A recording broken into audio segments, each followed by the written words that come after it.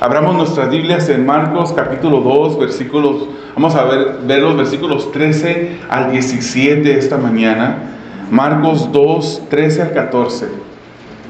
Y los que puedan, ¿por qué no se ponen de pie para leer estos dos versículos, 13 y 14, para comenzar este mensaje? Quisiera compartir con ustedes un mensaje titulado Los pecadores necesitados y los ignorantes. Hay pecadores que reconocen su necesidad, mientras que hay otros pecadores que ignoran la necesidad de Jesús en sus vidas. Los pecadores necesitados y los ignorantes. Marcos capítulo 2, vamos a leer solamente los primeros dos versículos, 13 y 14. Y luego ya conforme vayamos avanzando en el mensaje, vamos a leer los demás versículos. Dice la palabra del Señor leyendo de la Biblia de las Américas. La Nueva Biblia de las Américas dice: Jesús salió de nuevo a la orilla del mar, y toda la multitud venía a él y les enseñaba. Al pasar, vio a Leví, hijo de Alfeo, sentado en la mesa de los tributos, y le dijo: sígueme. Y levantándose, lo siguió. Amado Dios, esta es tu palabra, Señor. Y no hay ninguna persona, Señor, sobre la faz de la tierra que sea digno de exponer tu palabra. Señor, en esta mañana, Padre, reconocemos que necesitamos de ti.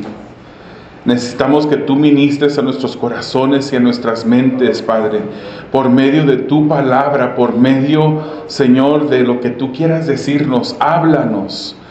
Habla a nuestros corazones, ministra nuestras mentes, corrige, Señor, lo que tengas que corregir. Anima, Señor, las áreas donde necesitemos ánimo para seguir adelante, Señor. Pedimos, Padre, que tú seas glorificado, tú, solamente tú, Señor, seas glorificado a través de este mensaje. Te pedimos que seas tú el que hable, Señor. Incapaz soy, Señor. Pido de tu ayuda en esta mañana, en el nombre de Jesús.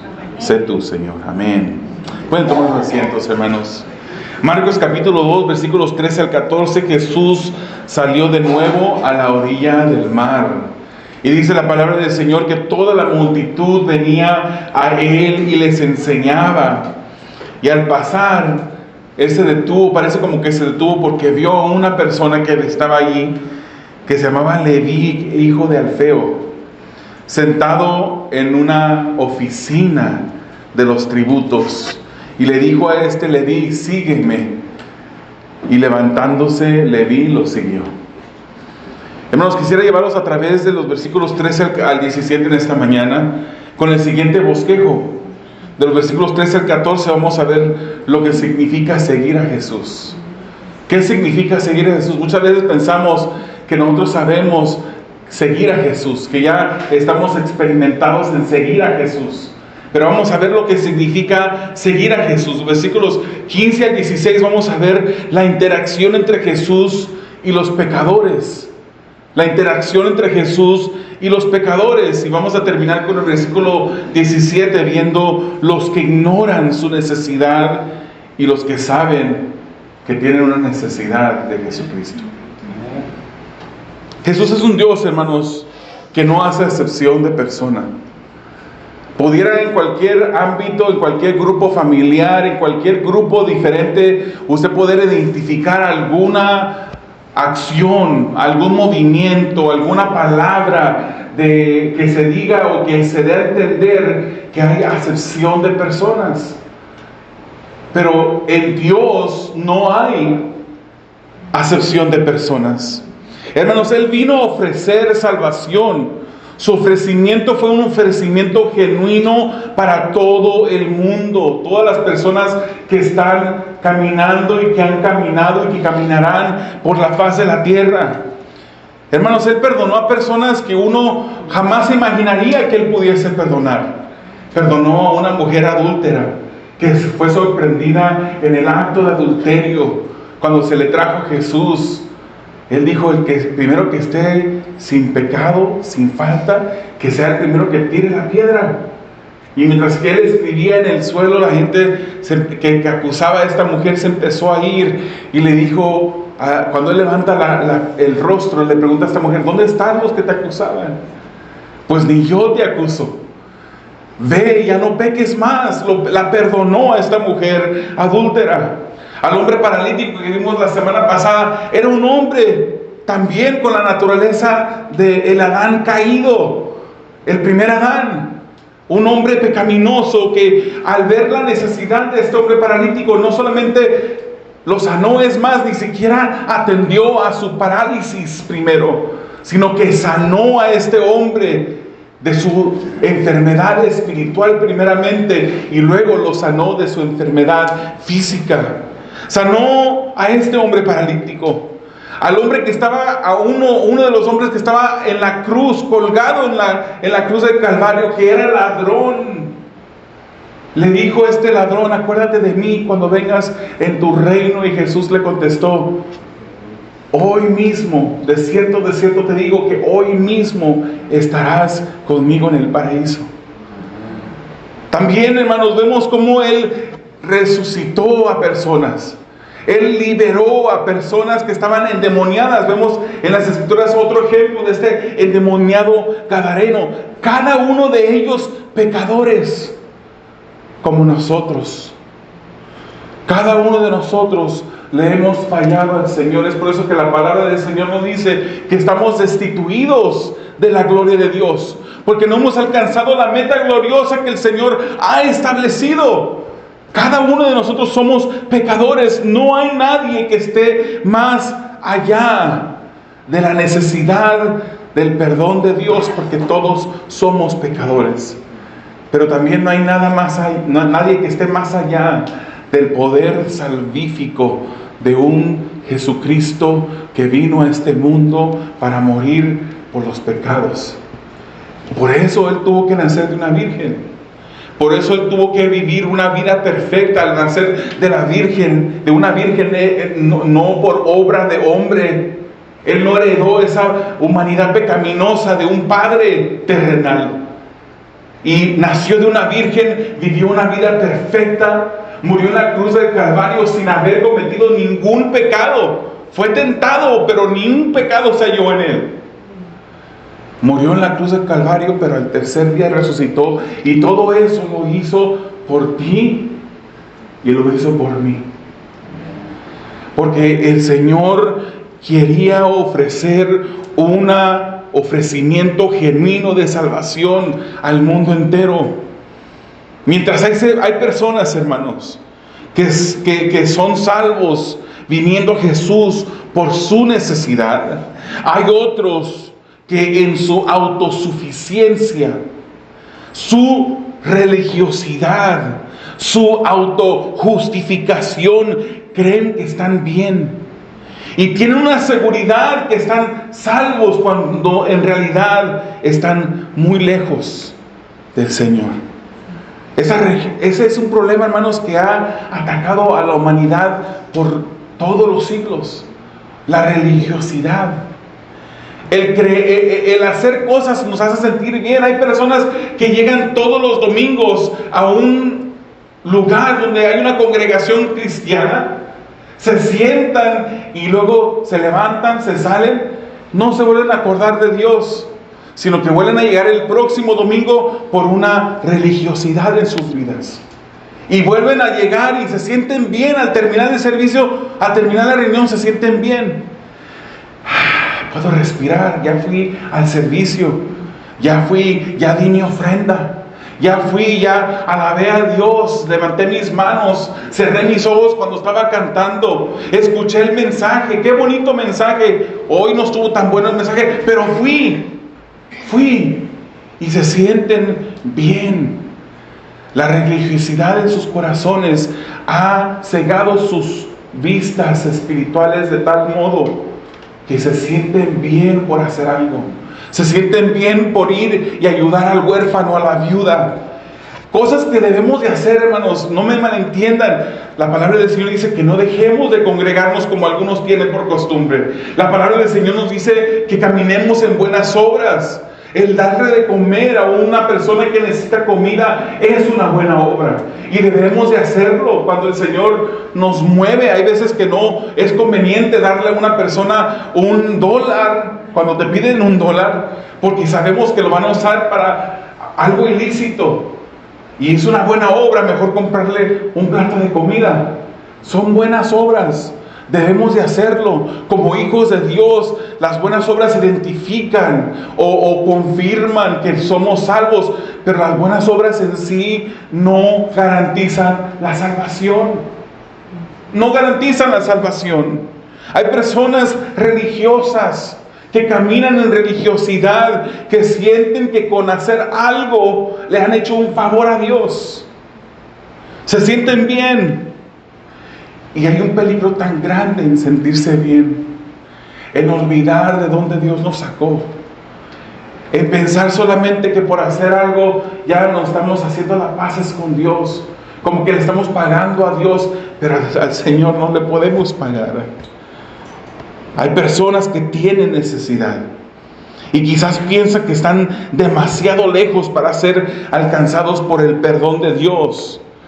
También hay quienes piensan no tener necesidad del perdón que Jesús ofrece, porque son autosuficientes, se autojustifican.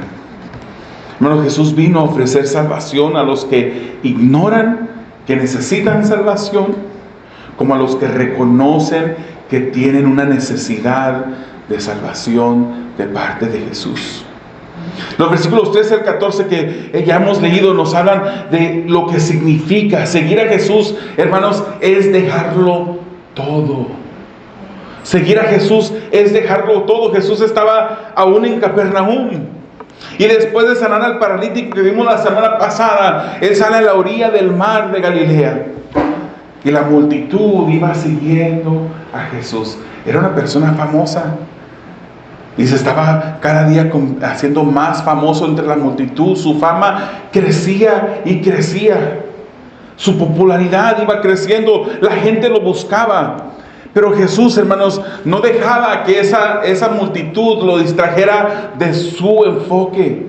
Y vemos por el contexto de los mensajes pasados, como los mensajes que vamos a ver en el futuro, hermanos, sobre este mismo pasaje de Marcos, los pasajes que están en el libro de Marcos, que Jesucristo vino ¿a qué? Como su prioridad, a enseñar.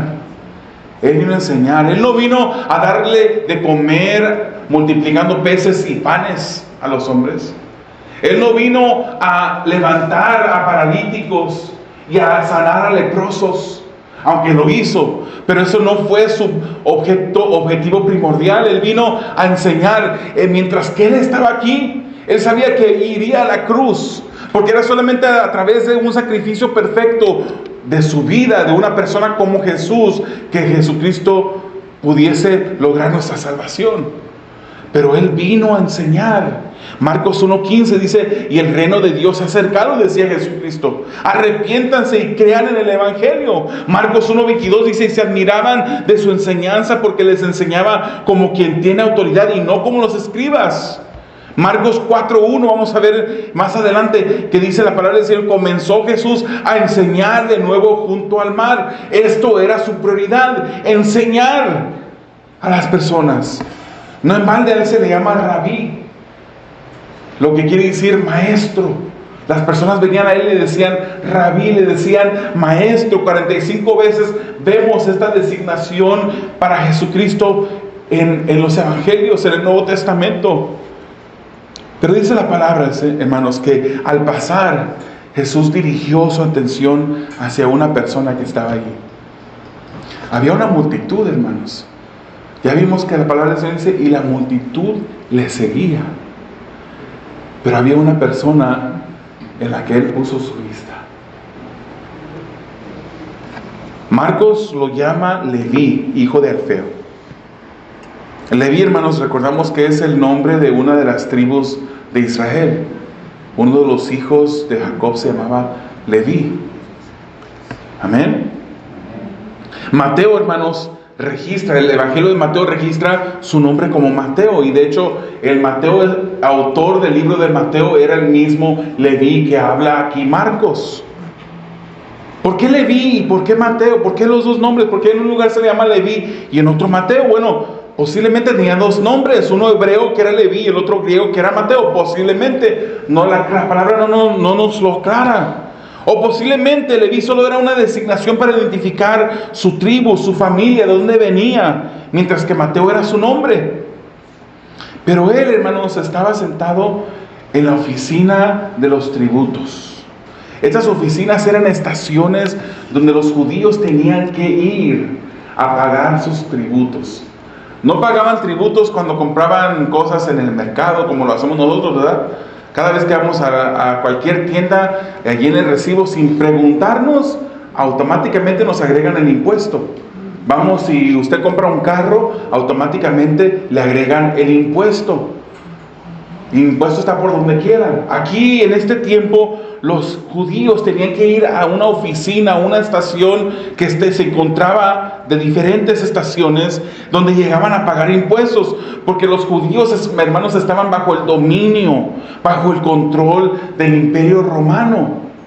Y los romanos habían impuesto los impuestos, váyase la redundancia. Habían mandado a que los judíos pagaran impuestos. Y Leví, hermanos, era un cobrador de impuestos. También se le llamaban publicanos a estas personas.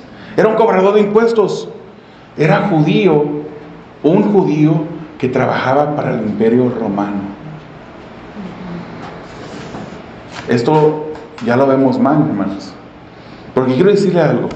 Los publicanos o cobradores de impuestos no eran personas gratas para el pueblo judío. Y decirlo de esta manera es decirlo levemente. Esas personas no solamente no eran personas gratas, sino que eran personas que eran odiadas por los judíos. Eran reprensibles para los judíos. Ellos representaban al gobierno opresor. Los judíos los odiaban porque los consideraban unos traidores a estos publicanos. Judío, Leví judío, pero trabajando para el Imperio Romano, el imperio que los subyugaba, que los controlaba, que los oprimía. Era notorio, hermanos, que estos publicanos se volvían ricos cuando de repente hacían este matrimonio, entre comillas, con sus opresores, el Imperio Romano. Estas personas no se quedaban como personas del mismo nivel económico. Los publicanos eran conocidos por personas que tomaban ventaja del trabajo que hacían. Los judíos los odiaban. Y solamente interactuaban los judíos con esos publicanos cuando tenían que ir a pagar impuestos, por pura obligación. Estoy seguro, hermanos, que Leví, cuando caminaba por la calle y iban otros judíos caminando, no le daban los buenos días, no le decían hola, no le deseaban bien. Más bien él recibía miradas de crítica, miradas de enojo, de odio de parte de sus compatriotas. Los publicanos no eran conocidos, hermanos, como personas honestas. No eran honestos. Eran mentirosos. Eran corruptos. Y por eso se hacían ricos, hermanos. Ellos se aprovechaban del poder de cobrar estos impuestos y se hacían ricos. No porque trabajaban duramente, sino porque el poder los corrompía. Y se aprovechaban de su posición para engañar, para robar, para extorsionar a sus propios paisanos. Hoy en día no miramos mal, ¿verdad?, a las personas que trabajan para el Departamento de Impuestos, el IRS, ¿verdad? O posiblemente no lo miran bien. Usted no está contento de pagar los impuestos cuando tiene que pagar impuestos.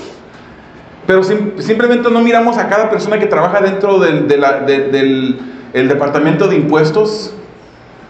Creo que no miramos mal a la persona individual. No decimos, esa persona trabaja para el IRS, es una persona deshonesta, corrupta. No lo miramos así. Es diferente hoy en día. Si pensamos en deshonestidad, nos viene a la mente quizás algún policía de los países hispanos, ¿verdad? Cuando usted va manejando por Yucatán o por Mexicali, o por Ensenada, o por Tijuana, y lo para una policía, usted dice, ay, ¿qué hice? Y usted piensa, yo no hice nada mal, seguramente, y se ha escuchado esos comentarios, seguramente ya trae hambre. Se escuchan esos comentarios, porque es sabido, hermanos, que los policías en nuestros países, y no creo que aquí también todos son muy inocentes, pero en nuestros países se es conocido que no son personas honestas. Seguramente hay honestos ahí también, pero si pensamos en deshonestidad, pensamos en policías posiblemente, o posiblemente pensamos en políticos para cuando pensamos en la deshonestidad. Si pensamos en personas que están lejos de la salvación, pensamos en personas que se venden por placeres inmorales, o pensamos en personas que trafican personas, o que trafican drogas o otras cosas ilícitas. Y en veces, hermanos, como cristianos o como personas de la sociedad, nosotros nos comparamos a estas personas para sentirnos mejor.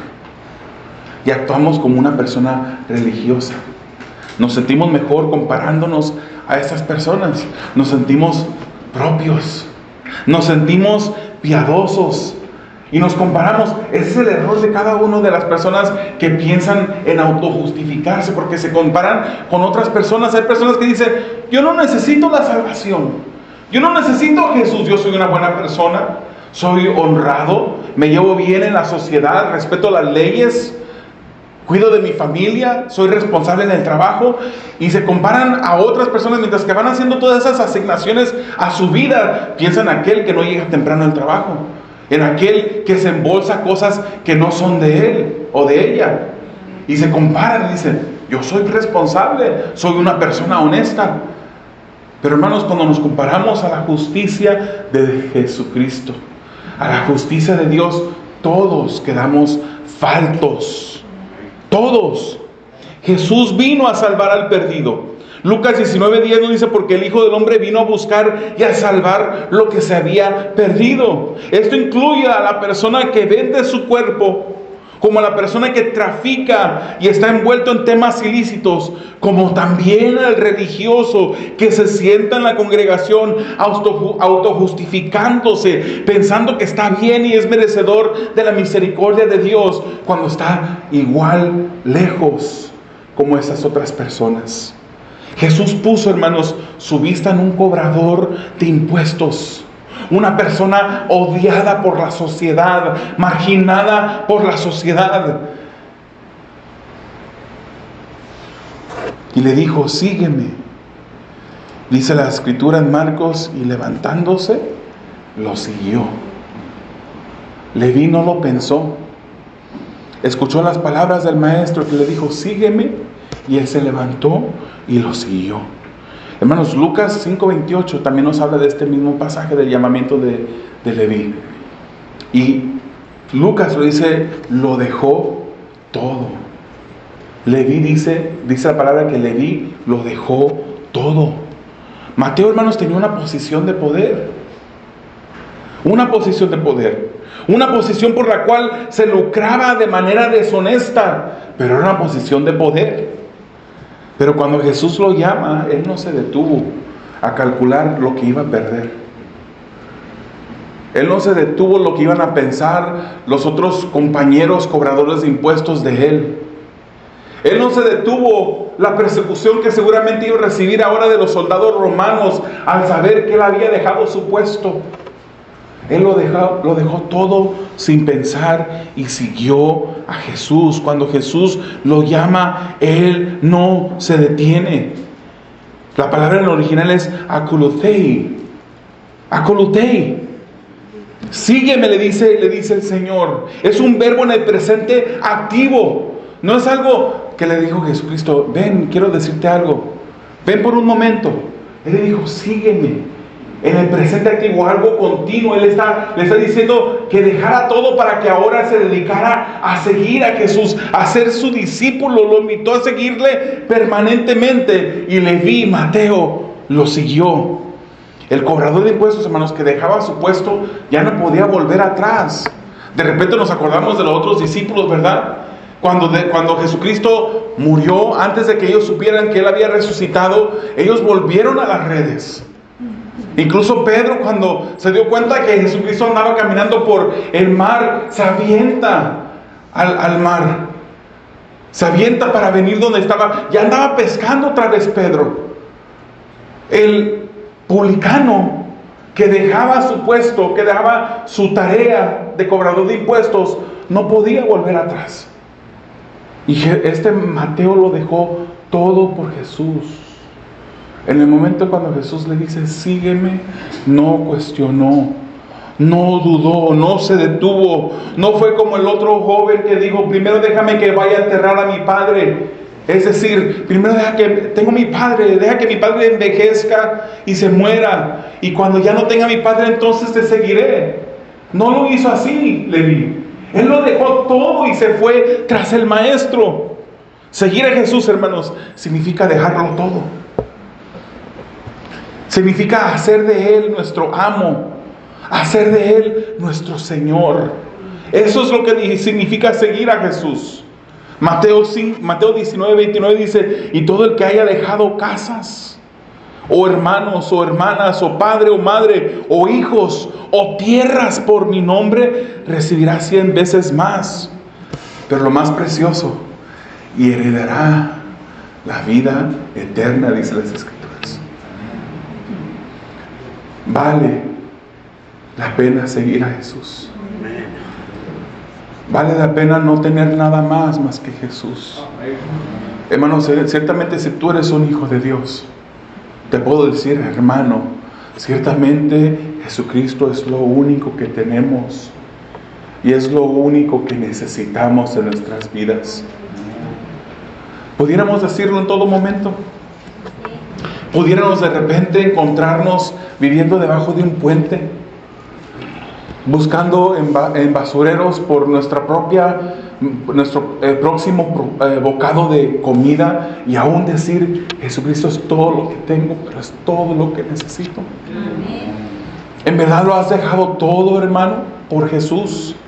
¿En verdad Jesucristo ocupa el primer lugar en tu vida como debería de ocuparlo? En verdad, todo lo que haces, todo lo que dices, todo lo que vives, lo que dejas de hacer, lo que dejas de decir, en realidad está enfocado en honrar a aquel que lo dio todo por ti. No le ganamos a Jesucristo dando. Él estaba en su trono, en el cielo. No escatimó el ser igual a Dios como a cosa a que aferrarse, sino que lo dejó todo por ti, hermanos. Lo dejó todo por mí. ¿Por qué no hemos de dejarlo todo por Él? ¿Por qué no? Versículo 15 y 16. Vaya conmigo, Marcos 2, 15 al 16. Y vamos a ver el santo entre pecadores. Y sucedió que estando, dice el versículo 15. Y sucedió que estando Jesús sentado a la mesa en la casa de Leví, muchos recaudadores de impuestos y pecadores estaban comiendo con Jesús y sus discípulos, porque había muchos de ellos que lo seguían. 16. Cuando los escribas de los fariseos vieron, así me dice la Reina Valera, hermanos, la escritura aquí está más clara en las Américas, está más clara. En la Reina Valera dice de otra manera. Aquí dice cuando los escribas de los fariseos, así dice el escrito original. Cuando los escribas de los fariseos vieron que Él comía con pecadores y recaudadores de impuestos, decían a sus discípulos, ¿por qué Él come y bebe con recaudadores de impuestos y pecadores? Ahora vemos, hermanos, a los religiosos iniciar el conflicto. Después de haber llamado a Leví, Jesús fue invitado a comer a casa de Leví. Y recordemos, hermanos, que los publicanos se enriquecían de manera deshonesta. Leví era rico, hermanos. El Evangelio de Lucas nos dice que ofreció un gran banquete y había un gran número de personas comiendo a la mesa con Jesús. Leví era una persona muy influyente, una persona muy rica. Ni su casa ni su mesa eran pequeñas. Y Marcos, hermanos, nos indica que muchos recaudadores y pecadores seguían a Jesús. Aún pecadores, hermanos, sabían que había algo en Jesús digno de seguir. Aún marginados por la sociedad, odiados por la sociedad, sabían ellos que Jesús, en Él había algo digno de seguir.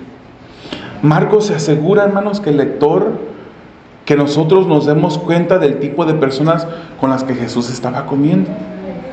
Porque en esos 2 versículos que hemos leído, menciona cobradores de impuestos y pecadores. Él hace un énfasis. Esos no eran cobradores de impuestos honestos. Estos eran cobradores de impuestos y pecadores. No eran vistos bien por la sociedad porque eran cobradores de impuestos, pero además pecadores eran. Y lo menciona este dúo, esa combinación de palabras 3 veces en esos 2 versículos. No era visto bien que una persona, y menos un rabí, un maestro de la ley, se sentara a comer juntamente con sus discípulos en una mesa donde habían pecadores comiendo. No era bien visto. La sociedad lo miraba mal. Los escribas lo miraban mal. Los fariseos lo miraban mal. Los escribas de los fariseos lo miraban mal. Lo más seguro es que Jesús no solo comía con esas personas, hermano, lo más seguro es que Él seguía enseñando lo que Él vino a enseñar. La enseñanza era el enfoque del maestro.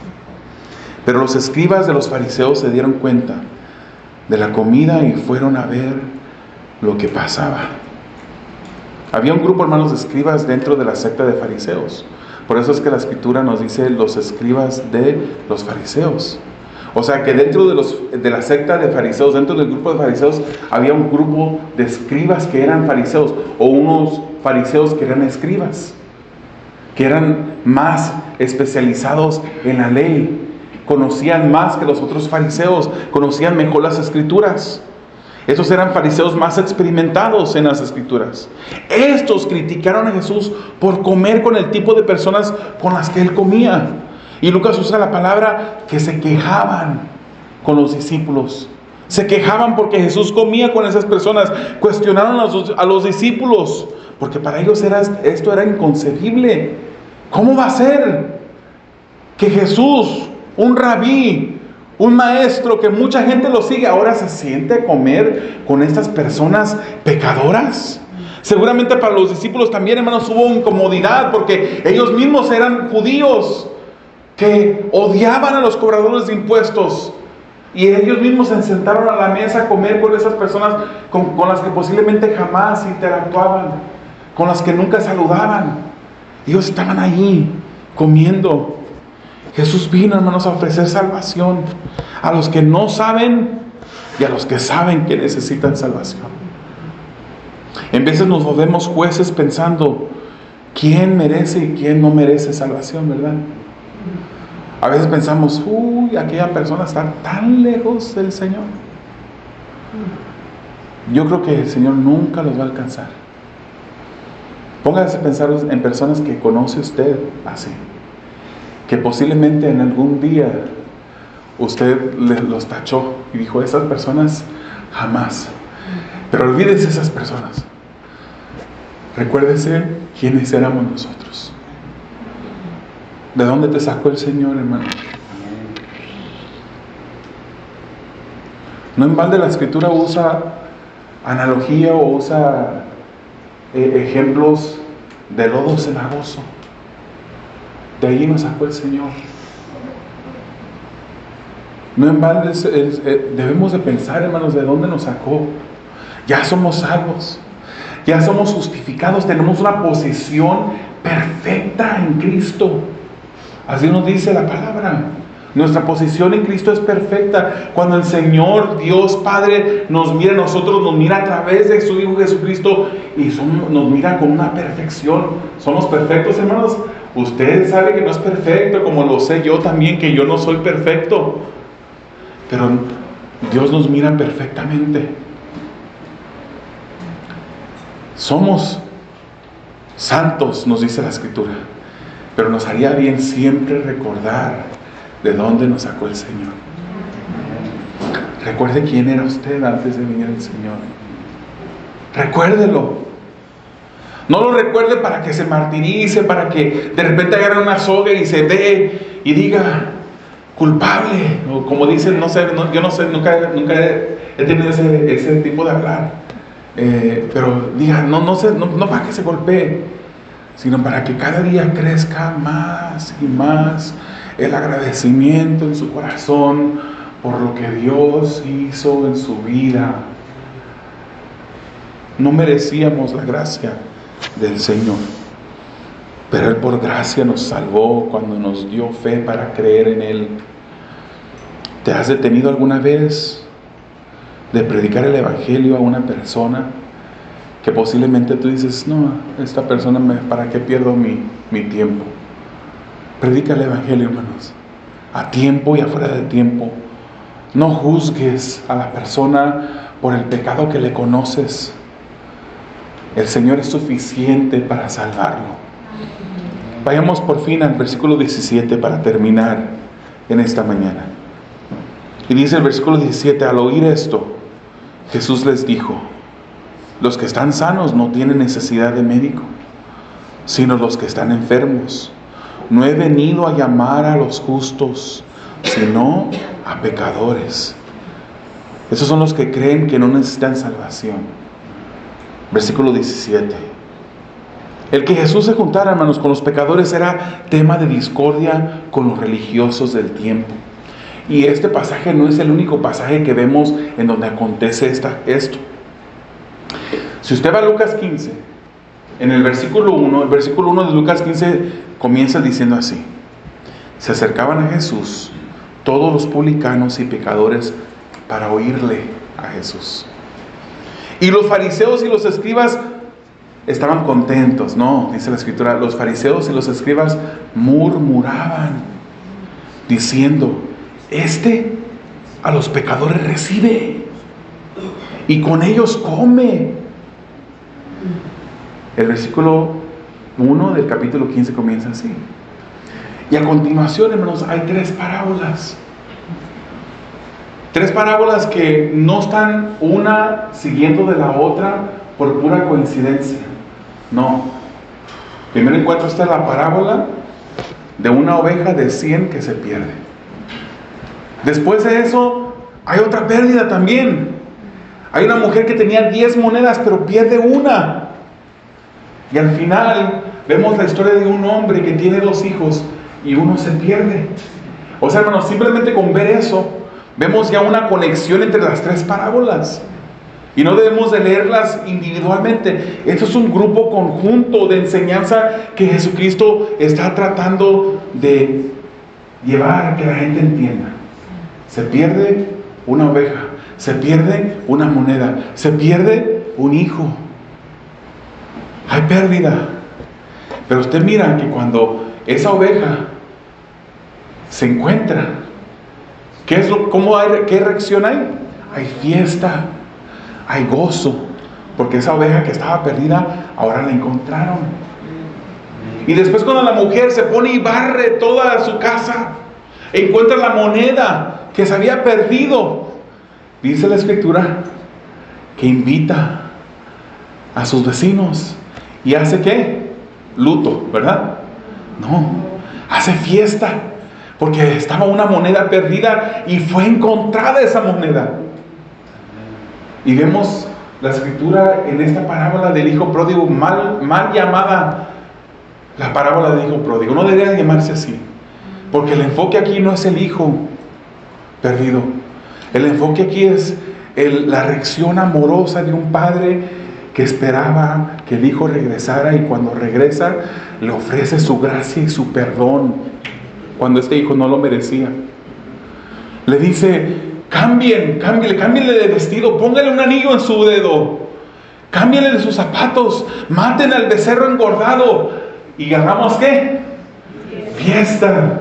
Porque mi hijo estaba perdido, ahora es encontrado. Hay fiesta. Comienza ese capítulo antes de esas tres parábolas diciendo que los fariseos y los escribas murmuraban en contra de Jesús porque éste comía, como si fuera así, comía, se sentaba a la mesa y comía con esos pecadores y publicanos. Y Jesús enseña esas tres parábolas para enseñarle que lo que está perdido es lo que se debe de buscar. Usted no busca lo que no tiene perdido, ¿verdad que no? Usted busca al que está perdido, o lo que está perdido, lo que se le ha perdido es lo que le causa a usted angustia. Y usted se enfoca en buscar lo que tiene perdido. A eso vino Jesucristo, a buscar lo que estaba perdido. El Hijo del Hombre vino a buscar y a salvar lo que se había perdido. Pero la parábola del Hijo Pródigo tiene una enseñanza muy específica y muy directa para esos religiosos que critican a Jesús. Porque luego llega el Hijo Mayor, el Hijo bueno, el Hijo religioso, el Hijo que nunca se atrevió a ofender al Padre diciéndole, dame lo que me pertenece. El que nunca se atrevió a agarrar un solo 5 e írselo a malgastar, viviendo perdidamente como su hijo, como su hermano menor. El bueno,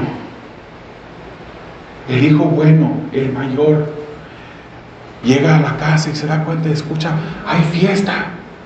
¿Qué es lo que está pasando en este lugar? Y habla con su padre y su padre y querían hacerlo que entrara a la fiesta. Pero él no entró. Él no le invadió la felicidad de que había un hermano que estaba perdido y había regresado. A él no le invadió esa felicidad. Él posiblemente estaba tranquilo y contento que su hermano se había ido. Pero cuando su padre le dice, entra, él le contesta, le dice, yo he estado aquí todo el tiempo. Yo te he servido. Tú ni siquiera me has dado un solo animalito para yo ir a hacer fiesta con mi... Pero llega tu hijo. No dijo llega mi hermano, llega tu hijo. Y matas. Haces fiesta, le das un vestido, le pones anillo o sandalias nuevas. Este hijo mayor representaba a los fariseos y los escribas que criticaban a Jesucristo.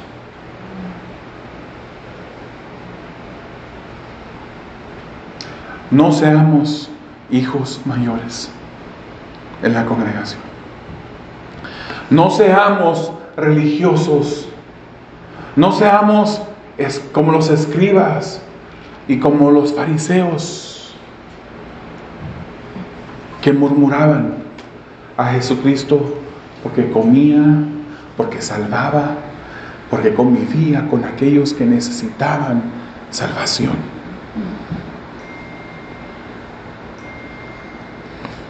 Jesús contesta a los religiosos, los que están sanos no necesitan de médico.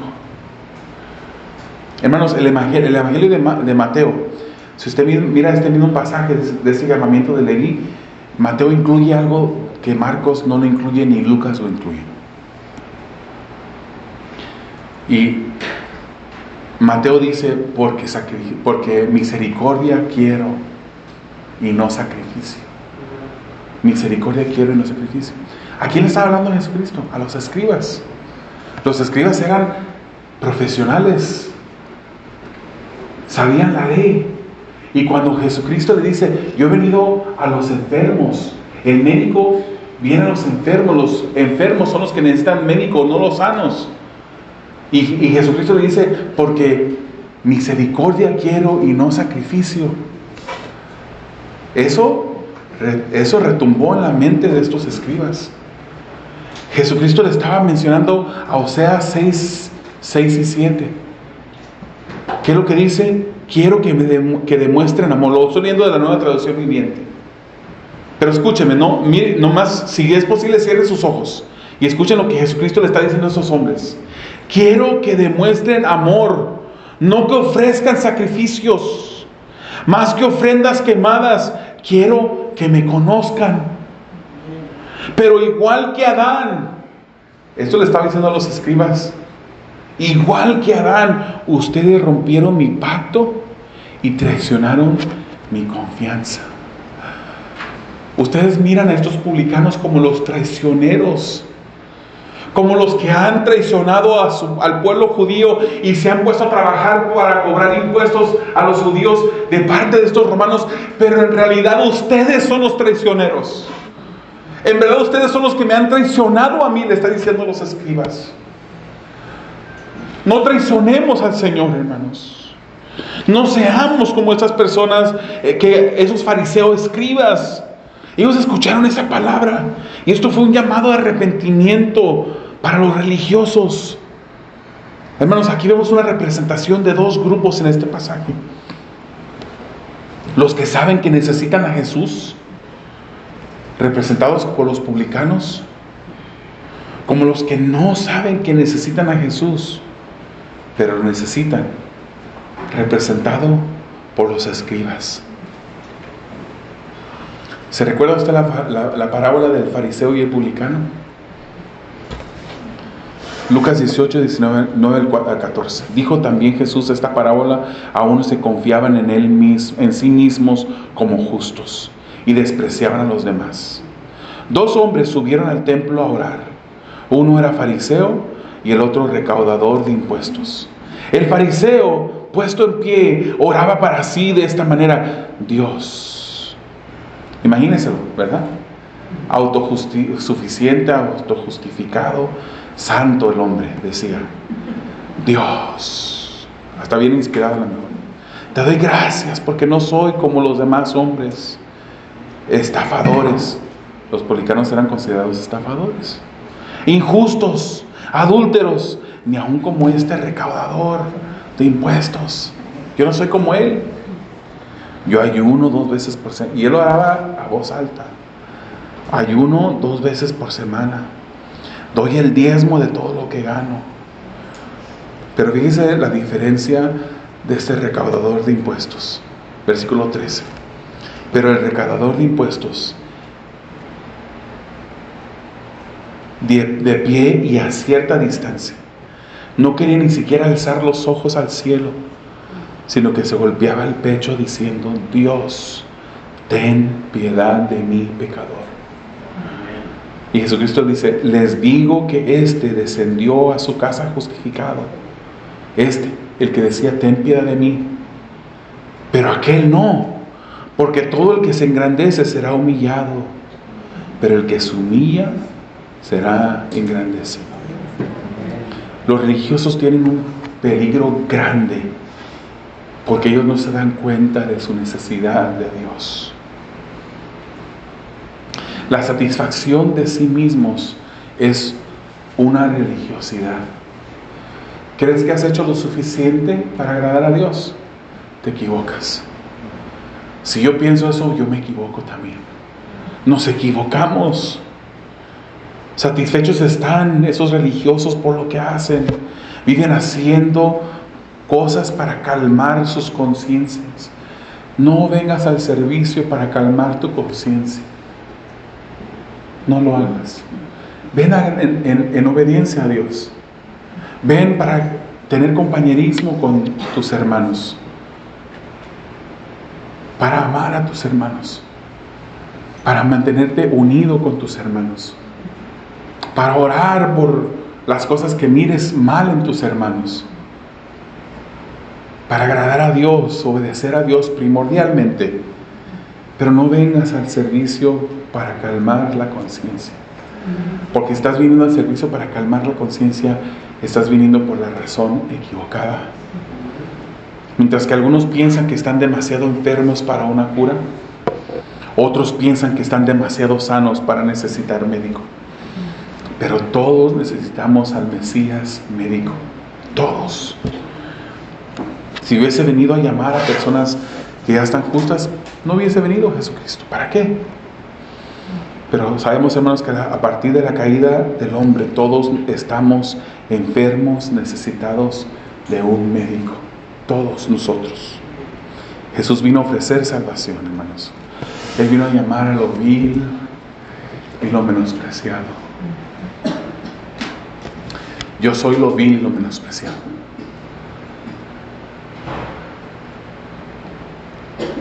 Yo crecí en la iglesia. Crecí en medio de la congregación. No ha habido un solo tiempo, temporada en mi vida en que yo no he estado en una iglesia cristiana. Pero yo iba creciendo, hermanos, sin el Señor. Porque la salvación no la heredé yo de mis padres. Es imposible heredarla del padre o de la madre. Yo estaba creciendo en una iglesia cristiana, dentro de un hogar cristiano, pero yo no conocía al Señor. Había escuchado de Él.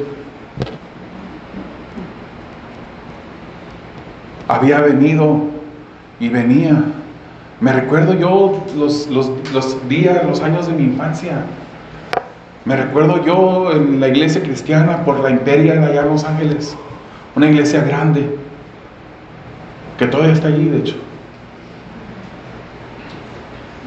Se sentaba la congregación así en medio, los lunes, porque ahí había servicio, hermanos, muchas veces a la semana, no solamente los domingos y los jueves. Y llegábamos, todos los niños nos estábamos allá, en aquel lado, todos calladitos, escuchando la palabra. Y los lunes cerraban una cortina que había y nos daban clases, antes que se construyera otro templo más grande, un lugar de reunión más grande, perdón.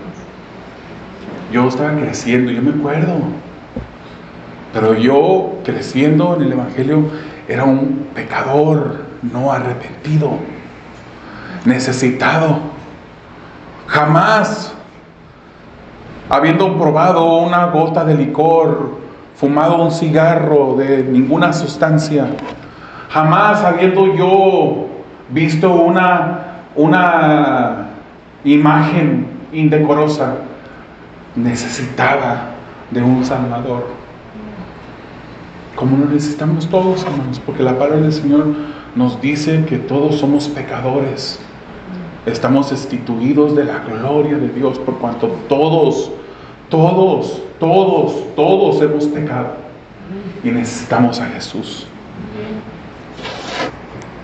Hay personas religiosas dentro de las congregaciones pensando que ya alcanzaron el pináculo de la santidad y aún están lejanas de la salvación. Pero también hay personas como Leví, un pecador, que no pensó, no lo dudó cuando Jesús lo llamó y estuvo dispuesto a dejarlo todo. Cierra tus ojos, hermanos, y inclina tu rostro.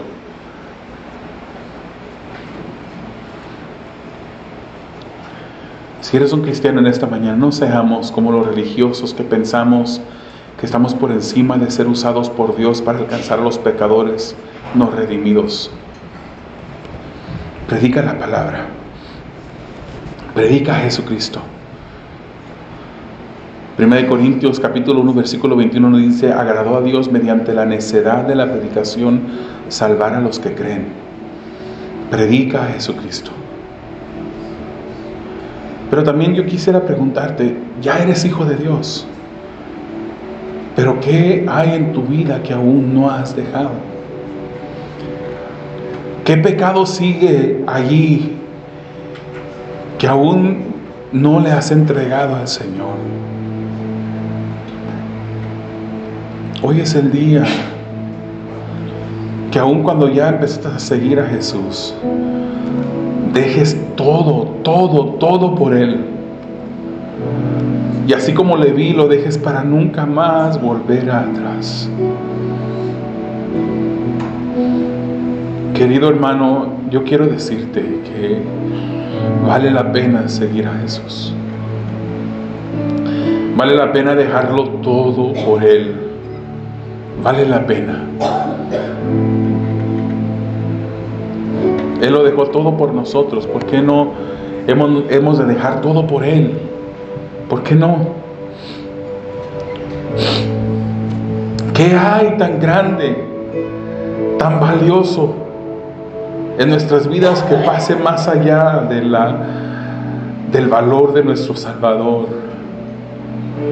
que fue golpeado por nosotros, fue escupido, abofeteado, recibió latigazos por ti y por mí.